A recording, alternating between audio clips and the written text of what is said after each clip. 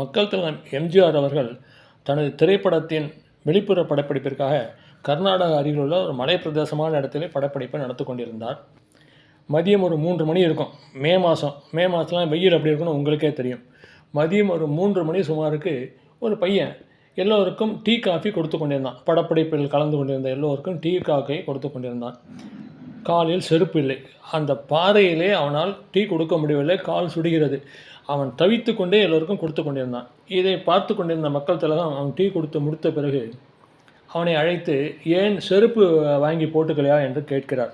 அதற்கு அந்த பையன், இல்லை செருப்பு வாங்கலை, அந்த செருப்பு வாங்குகிற காசு இருந்தால் நாங்கள் என் தம்பி, நான், எங்கள் அம்மா எல்லோரும் வீட்டில் அரிசி வாங்கி சாப்பிடுவோம் என்று சொல்கிறான். அப்படியா, சரி நீ போ என்று அனுப்பிவிடுகிறார்.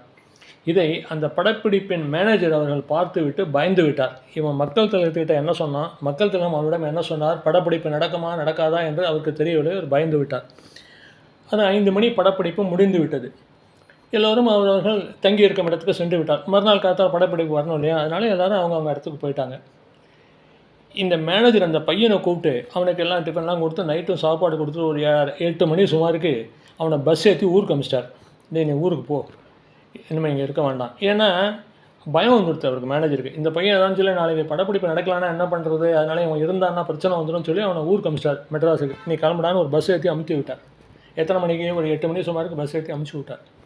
அமுச்சு விட்டு இவர் வந்துட்டார். இவர் சாப்பிட்டு விட்டு எல்லாம் வந்தோடனே ஒரு 9 மணி 9:30 மணிக்கு மக்கள் தலைவர் எம்ஜிஆர் அவர்கள் அந்த மேனேஜர் அழைத்து அவனிடம் பணம் கொடுத்து, அவன் எதுக்குங்க இந்த பணம் அப்படின்னு கேட்குறான். இல்லை வச்சுக்கோ நான் சொல்கிறேன் அப்படின்னு சொல்லி பணத்தை கொடுத்து, இந்த மத்தியானம் அந்த ஒரு பையன் டீ கொடுத்து கால் சுடுறது செருப்பு வாங்க முடியலன்னு என்கிட்ட சொல்லிட்டு இருந்தான். நம்ம யூனிட்டில் டீ கொடுத்துருந்தேன் ஒரு பையன்.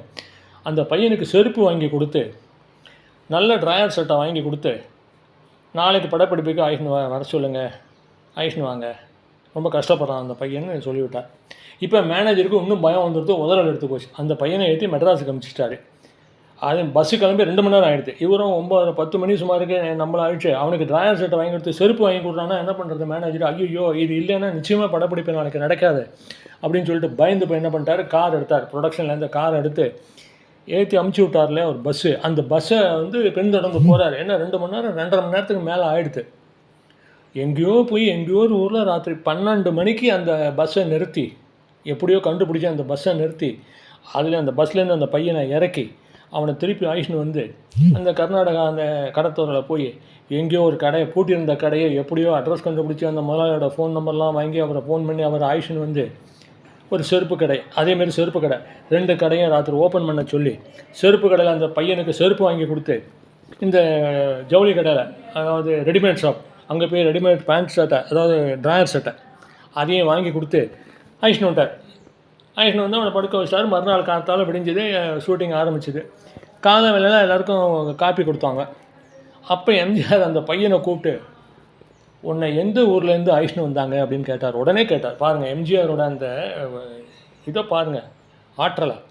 உன்னை எந்த ஊரில் இறக்கி ஆயிஷ்னு வந்தாங்க அப்படின்னு கேட்டார். அந்த பையன், எனக்கு ஊர் தெரியலங்க, என்னை அமுச்சு விட்டாங்க மெட்ராஸுக்கு, நானும் மெட்ராஸ் போகிறேன், எங்கேயோ ஒரு ஊர்லேருந்து இவர் ஆயிஷ்னு பேண்ட் சட்டெல்லாம் வாங்கி கொடுத்தாங்க, செருப்புலாம் வாங்கி கொடுத்தாங்க அப்படின்னு அந்த பையன் சொல்லிட்டான். அப்படியா, சரி நீ சாயந்தரம் இது பண்ணும்போது என்னை நீ பாரு சாயந்தரம், ஆனால் படப்பிடிப்பு முடிய போகிறது, என்னை பாருன்னு சொன்னார். சரின்னு சொல்லி அனுப்பிச்சாச்சு.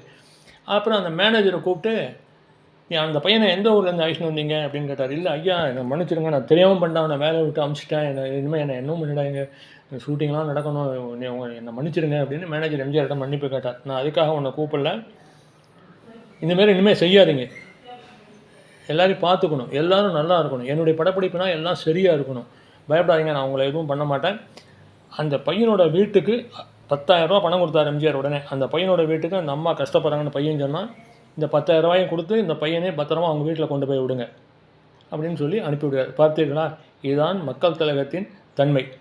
இந்த பதிவு பிடிச்சிருந்தா நான் எப்பவும் சொல்கிற மாதிரி பண்ணுறேன். லைக் பண்ணுங்க, ஷேர் பண்ணுங்க. இதே மாதிரி வேறொரு பதிவிலே உங்களை சந்திக்கிறேன். அதுவரை உங்களிடமிருந்து விடைபெறுகிறேன்.